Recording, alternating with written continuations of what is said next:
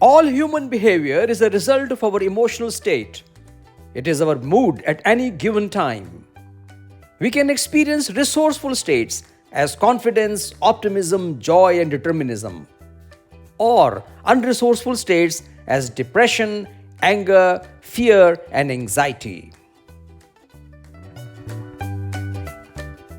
Our emotional state of mind is dependent on two factors: internal representation and physiology.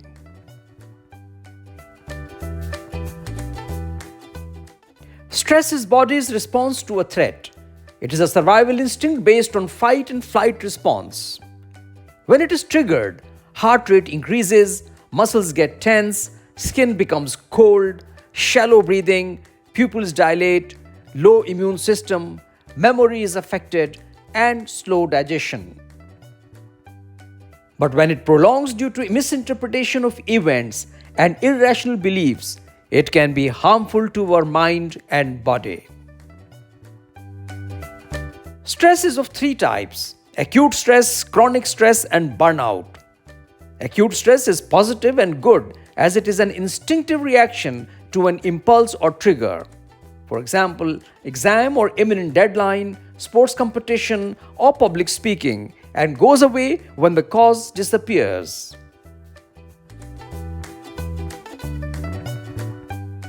Chronic stress or anxiety is caused by resistance and by not accepting the events that go on in our life.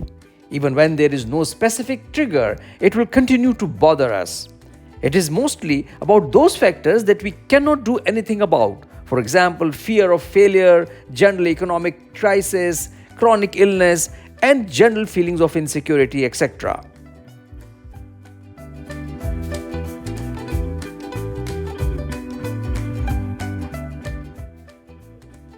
Chronic stress can lead to burnout with complete exhaustion and energy loss. Now we will try to understand the internal process that takes place between event and its reaction, and the effects of physiological changes in our body during stress.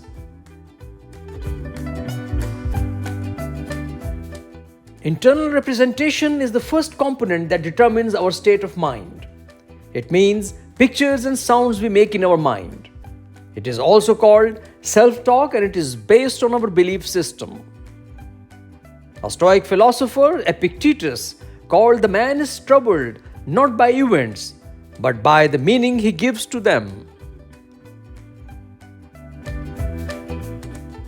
ABC model, which is part of cognitive behavior therapy, is based on Stoic philosophy.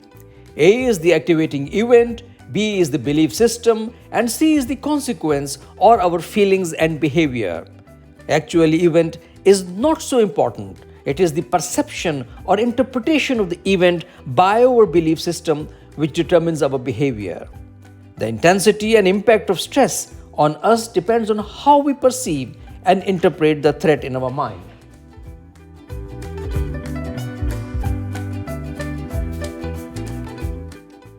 Physiology is the second component that determines our state of mind. It includes posture, muscle tension, breathing, etc. that constantly affect our emotional state, and vice versa, as our emotional state also affects our physiology. Our physiology depends upon autonomic nervous system and stress hormones.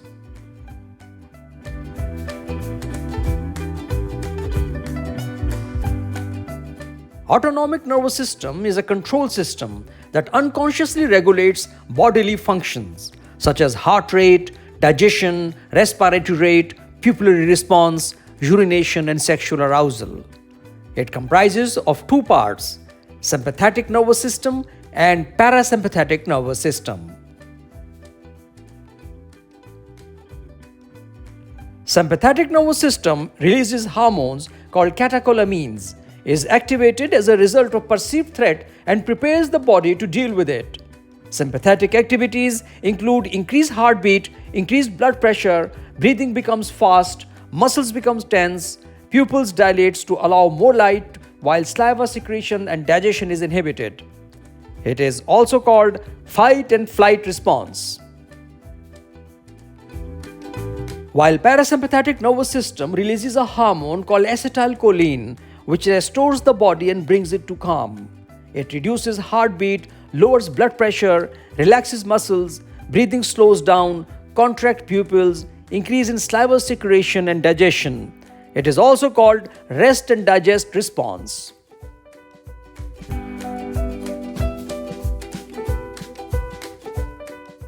When a situation is perceived as stressful by emotion processing center of our brain called amygdala, which sends signals to the hypothalamus. The hypothalamus activates adrenal gland, which releases two hormones, adrenaline and cortisol. These hormones cause the stress response in the body, like increased heart rate and blood pressure, redistribution of blood to the muscles, increased blood sugar for more energy, etc.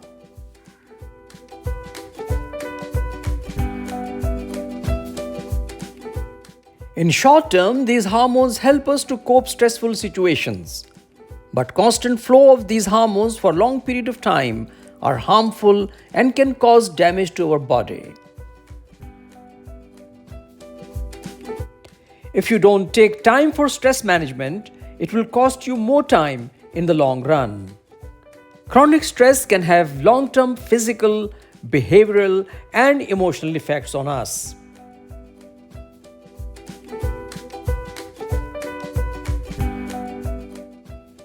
Stress management is based on a formula ABC 4A 4C that include ABC model of cognitive behavioral therapy, 4 A's meaning to avoid, alter, adopt and accept, and 4 C's meaning 4 core strategies based on parasympathetic nervous system activities.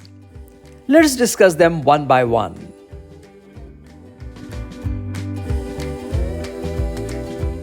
By following ABC model of cognitive behavioral therapy, we can perceive the actual event rationally, objectively, and positively and change our self-talk. In this way, we can see the stressful situation in a different perspective and can reduce the intense psychological and emotional symptoms.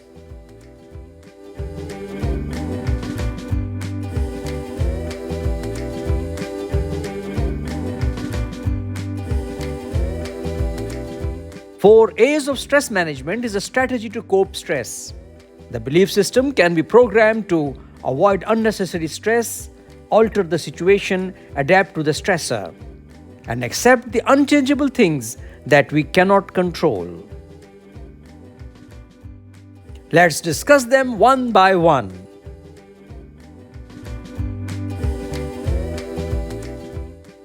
Avoid unnecessary stress. Believe it or not, you can simply avoid a lot of stress. Plan ahead and rearrange your surroundings.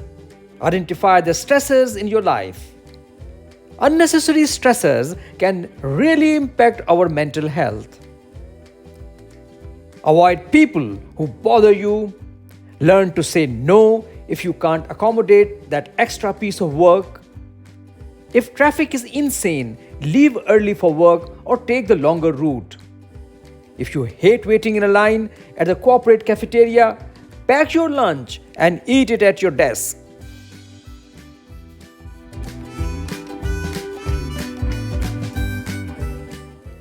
Alter the situation.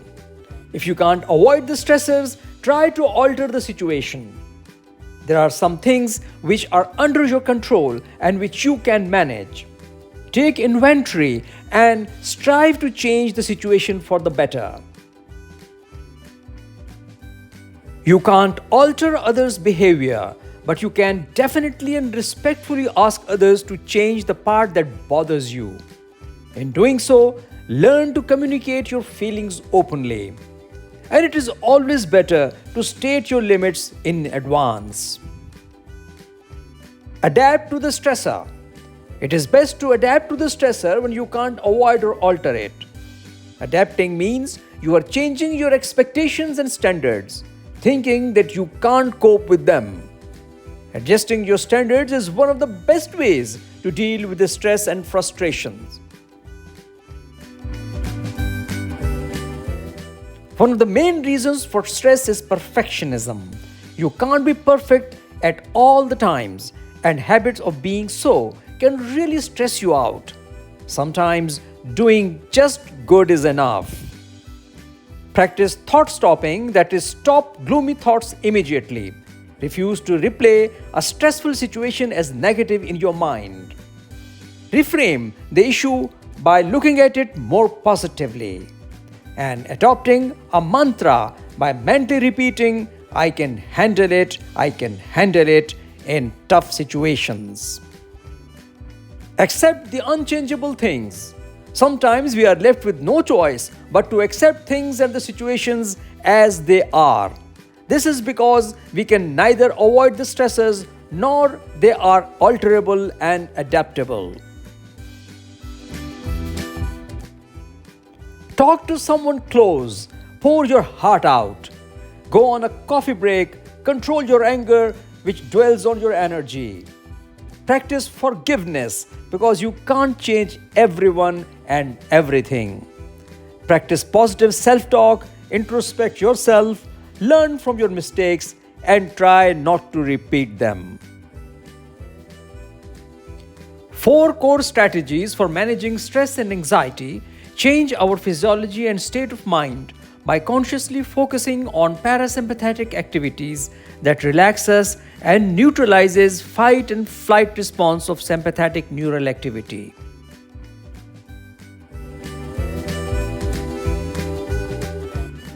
Happy hormones are also released, which relax our body. They include endorphins, dopamine, serotonin, and oxytocin.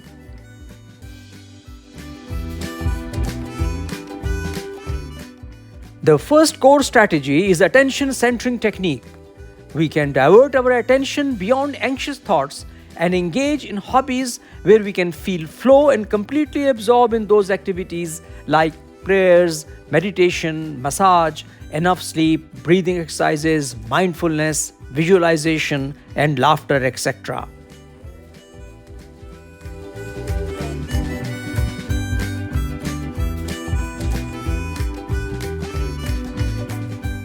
When we laugh, a happy hormone called endorphin is released. It acts like a painkiller, making us relax and feel good. Serotonin is released during meditation, massage, sleep, and regular exercise. During exercise, we burn away the stress hormones while releasing endorphins that improve mood. Those who don't exercise are far more prone to stress. Number 2 are expressive and creative strategies to channel anxious thoughts to more productive ways. For example, working on a project, painting, sculpture, poetry, physical movements, or dance, etc. Both serotonin and dopamine are released in creative activities. When we achieve a goal, another happy hormone called dopamine is released. It is associated with feeling of reward, motivation, and being productive. It is also released by listening to music.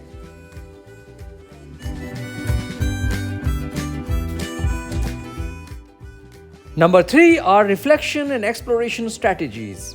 We can reflect on anxious thoughts and feelings by monitoring where anxiety arises and becoming more aware of anxiety triggers by writing them down and discussing with others. For example, journaling, self-monitoring, and communication, etc.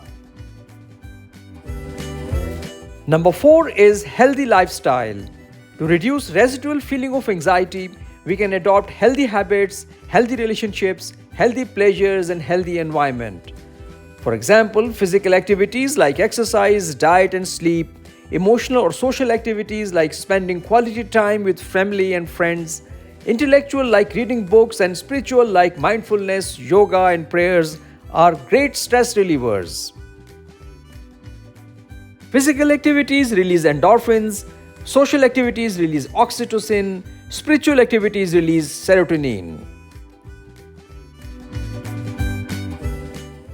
In conclusion, stress is a natural physical response that can trigger our fight and flight response. But in long run, it is harmful. We can manage stress by changing our self-talk, making it more positive and rational. We can minimize stressful pictures in our mind, and we can install 4 A's, that is to avoid, alter, adapt and accept in our belief system.